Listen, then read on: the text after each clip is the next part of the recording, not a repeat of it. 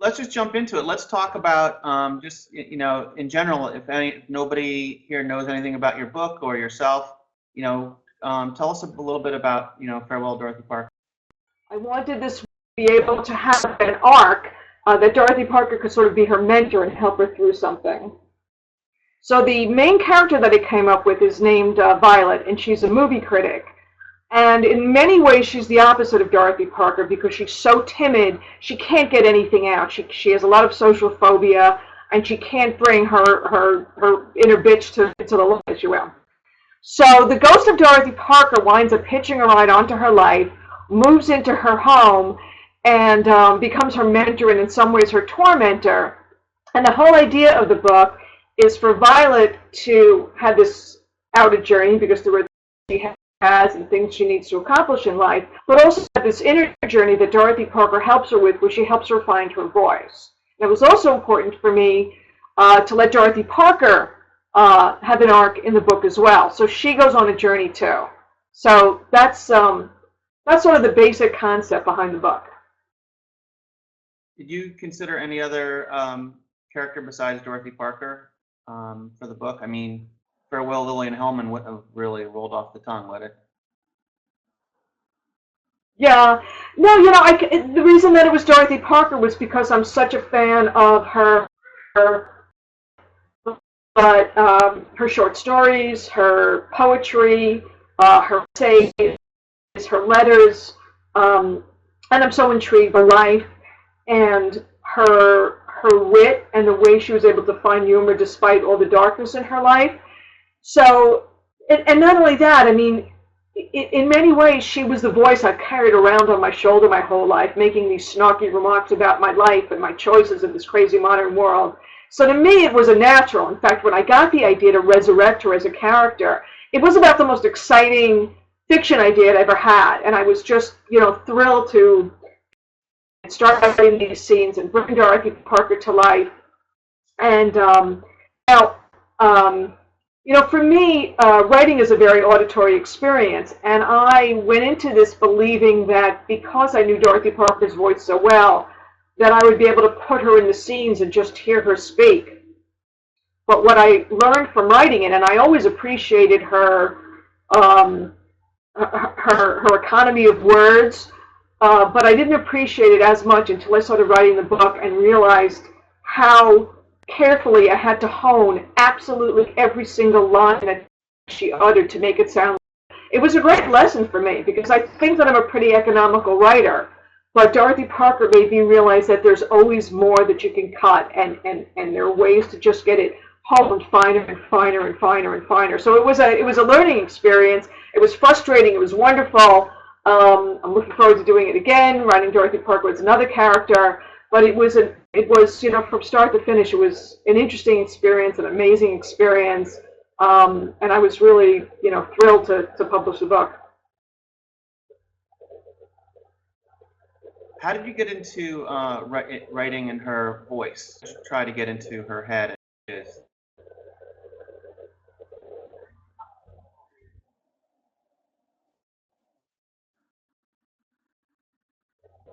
Yeah, that's a good question because, of course, the first thing I did was, reread a lot of her writing. I also reread several biographies. I mean, some were new, some I had read in the past, but I went through everything again, so I, got more of a sense of her life. Which, like I said, I mean, it was always with me, but I read these biographies many years ago, so I reread them. And of course, I reread her fiction and her poems. But in order to really capture her voice, the important thing for me was her essays and her letters, because it's where Dorothy Parker's actual voice comes through. And the more I read those, I felt I got a sense of who she was and how she really sounded. So it was, not her fiction and not her poetry so much that helped me really nail her voice, but, God bless Marion Mead and the Portable Dorothy Parker, because there were all sorts of pieces in the back of that book that were Dorothy Parker's essays and letters, and they were absolutely terrific in helping me capture her voice. Would you say that you're more of a fan of her poetry? I think, on my site, dorothyparker.com, it's pretty evenly split down the middle of people that are fans of the poems or the short stories.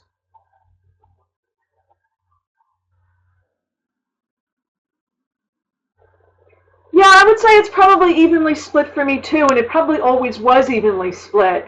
And one of the things that happened to me in researching this book was that instead of it being split two ways between the poems and the stories, it became split three ways between the poems, the stories, and the nonfiction as well, the essays, because I came to appreciate how absolutely magnificent her writing was when she was trying to get a nonfiction point across.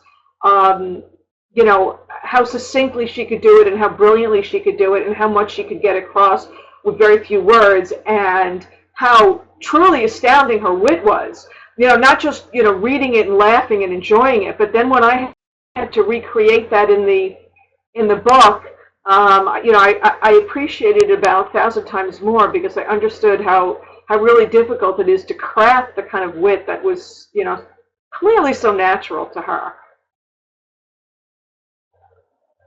Ellen, do you think there's a rise? And the reason I ask is, with Gatsby coming out in theaters tomorrow, I'm seeing an uptick in interest in Dorothy Parker lately. Do you think that'll have a trickle-down effect onto your book and your audience? Well, I certainly hope so, and I absolutely see it too. I mean, it almost seems like there's an explosion of interest in the 1920s very suddenly. I think Gatsby has a little bit to do with it, but there have been a few other books as well that have come out lately. A few other popular novels that are dealing with the 1920s. So I think people are really fascinated by this era, by this pre-Depression era, in such a time of significant change, a significant cultural shift. It was a fascinating time in American history. And yeah, I think people are more interested in it than they were. And if it brings them to my book, I'll be thrilled. I always like to have more readers, and I like to introduce more people to Dorothy Parker. One of the things that's been a thrill to me, I mean, yes, I have had a lot of Dorothy Parker fans read the book and write to me, but I also have heard from a lot of people who said they weren't familiar with Dorothy Parker, or kind of knew the name and weren't quite sure who she was, and then after they read the book, they went out and reading Dorothy Parker. And that's a singular thrill. I love the idea that I can introduce her to some new people, maybe introduce her to a new generation. I think it's wonderful.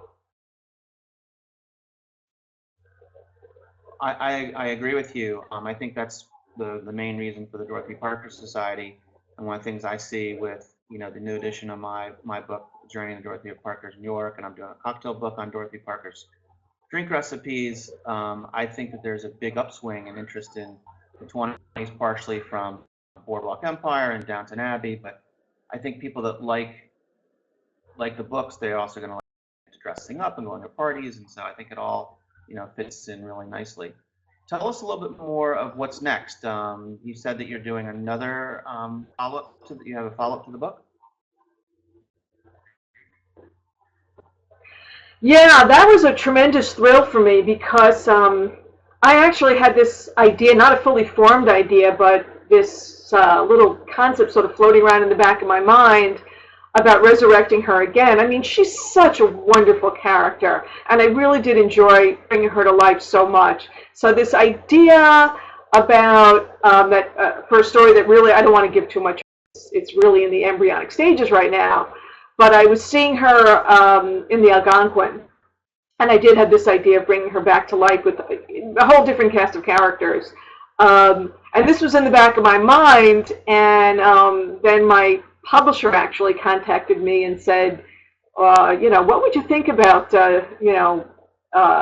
bringing Dorothy Parker back to life again for another book? And I said, fantastic. That's, it's actually been on my mind. So, yeah, so it was great to just take this sort of little germ of an idea that was, floating around there.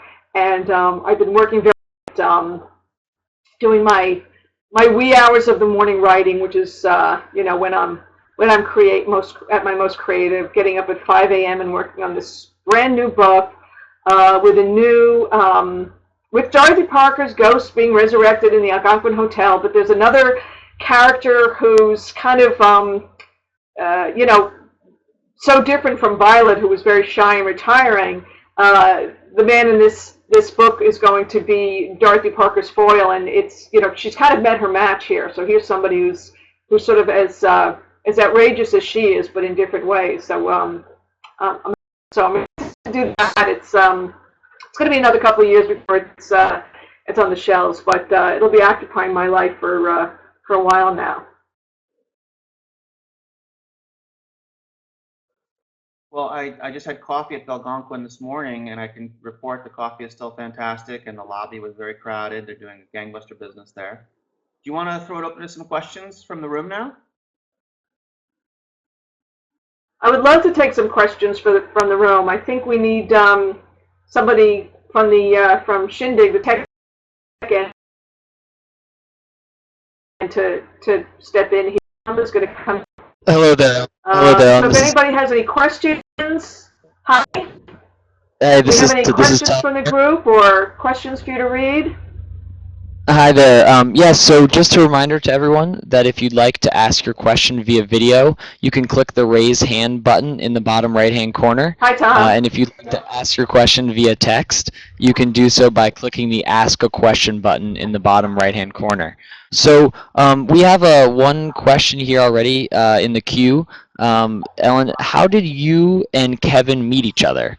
The audience member wants to know. I met Kevin because I joined the Dorothy Parker Society, and he was the president of the Dorothy Parker Society. So I reached out to him. I was very curious to know him, and I'd read his wonderful Dorothy Parker book, which is a nonfiction book about Dorothy Parker's New York. And I really highly recommend it. It's full of really wonderful tidbits. It's really a joy of a book. So I really highly recommend that to anybody who's interested in Dorothy Parker, whether you're a New Yorker or not. It's a great volume. So yeah. So Kevin's is a historian and an author and an expert on Dorothy Parker. It was great to see him.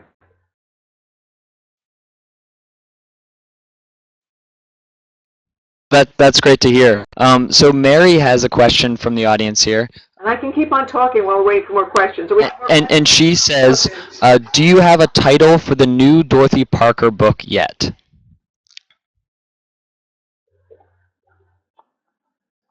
Okay. Do you have a new title for the new Dorothy Parker book?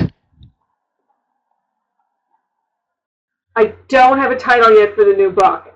That's going to be a while. Yeah, I don't have a title yet for the new book. Sometimes titles come to you right away, the right title, and sometimes it takes a while. Farewell, Dorothy Parker. For that one, my husband actually helped me with it, because I was thinking, what am I going to call this book? Hello, Dorothy Parker. Goodbye, Dorothy Parker. I knew neither of those worked, and he said, Farewell, Dorothy Parker. And I said, that's it. That's great. So maybe he can help me with the next one too. It's a little tricky to put somebody's name in a title, because you don't want it to start to sound like a Nancy Drew mystery, Dorothy Parker and something something. So it's a little tricky, but we'll come. Sounds good. The next question is titled Modern Dorothy Parker. And is there anyone today who you would draw a close comparison to Dorothy Parker?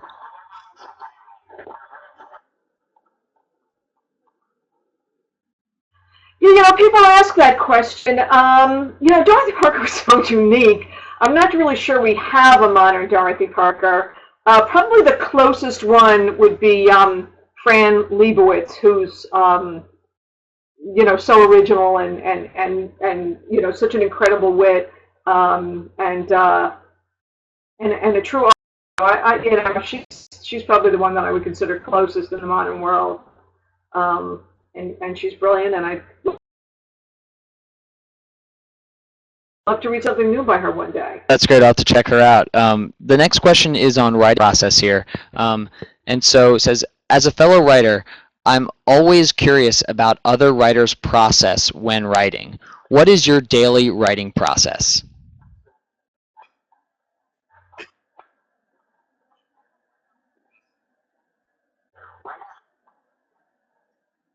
Yeah, I started to allude to that before.